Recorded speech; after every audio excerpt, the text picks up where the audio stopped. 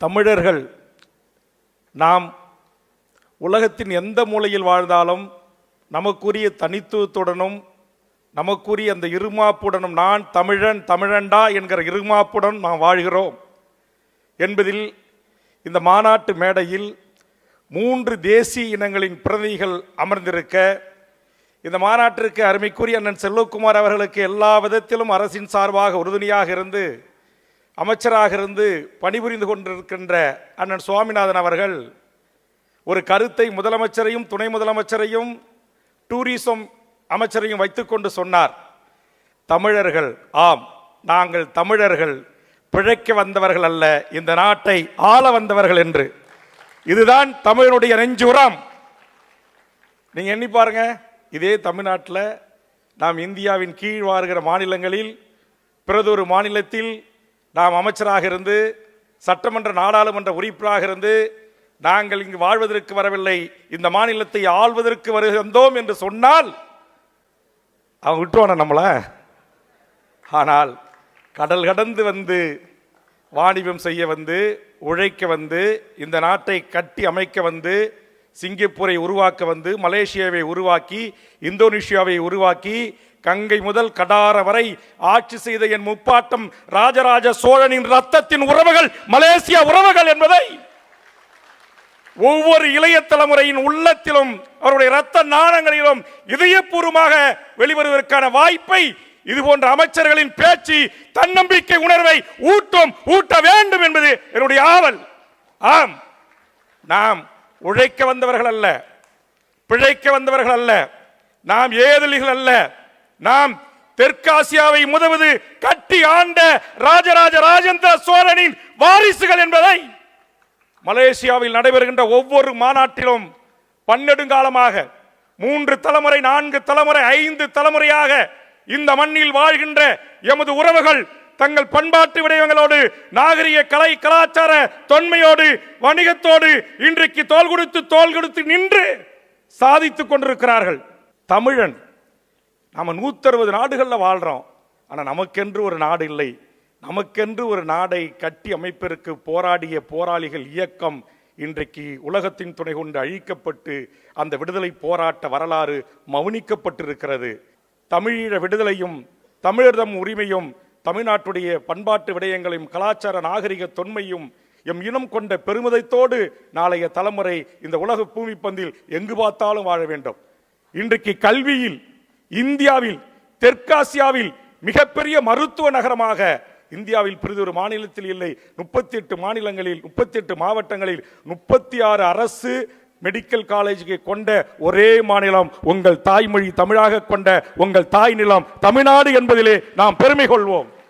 ஆனால் எல்லா வளங்களிலும் ஒரு தனித்து சிங்கப்பூரை போன்று மலேசியா போன்று வாழ்வதற்கு வாய்ப்புள்ள இந்திய தேசத்தில் இருக்கிற தமிழ்நாடு நாம் இந்திய ஒன்றிய அரசின் இறையாண்மைக்கு உட்பட்டு நாம் அனைவரும் இந்தியர்கள் என்கிற உணர்வோடு வாழ்கிற காரணத்தினால் இன்றைக்கு தமிழ் சமூகம் இன்றைக்கு பல்வேறு உரிமைகளை பெற்றிருந்தாலும் கூட எனக்கெல்லாம் ஒரு ஆசை.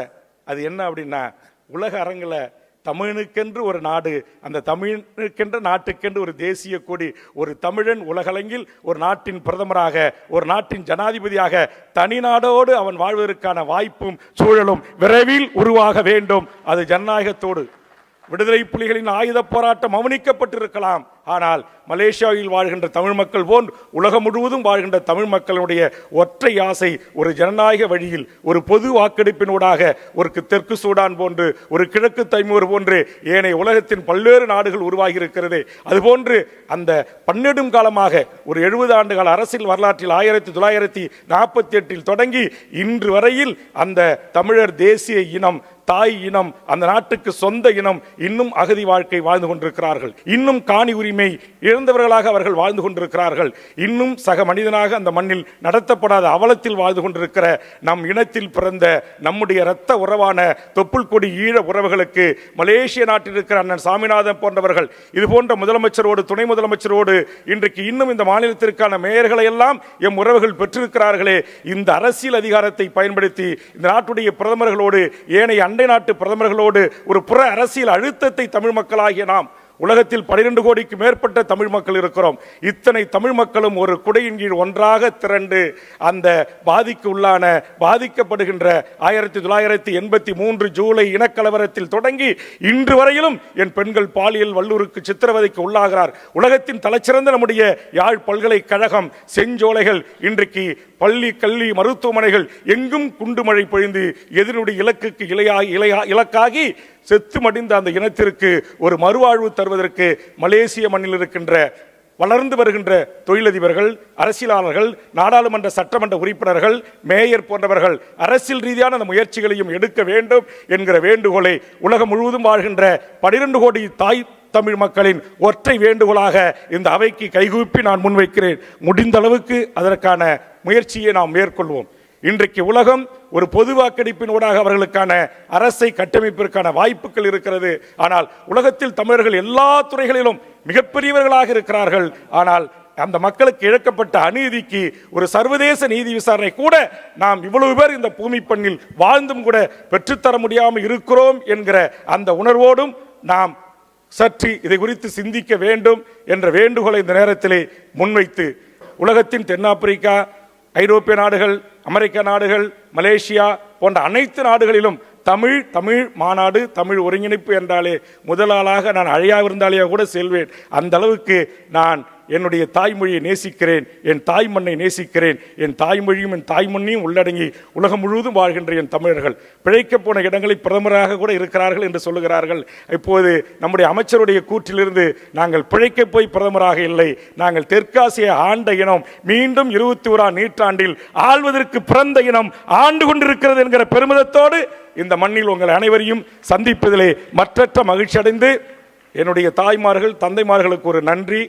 அனைத்து மலேசிய மக்களுக்கும், உலகத்தின் பிரிதொரு நாடுகளிலிருந்து வருகின்றிருக்கின்ற அனைத்து என் தொப்புள் கொடி உறவுகளுக்கும் நான் சார்ந்திருக்கிற உங்கள் தாய் மண்ணிலிருந்து என் நெஞ்சார்ந்த நன்றிகளையும் வாழ்த்துக்களையும் கூறி உலக தமிழர்களின் ஒற்றை விழா சாதி மத ஆச்சரியங்களை கடந்து கட்சி வேறுபாடுகளை கலந்து நாம் கொண்டாடுகிற தமிழர் திருநாள், உழவர் திருநாள், பொங்கல் வாழ்த்துக்களை தெரிவித்து வாய்ப்புக்கு நன்றி கூறி நிறைவு செய்கிறேன். நன்றி, வணக்கம்.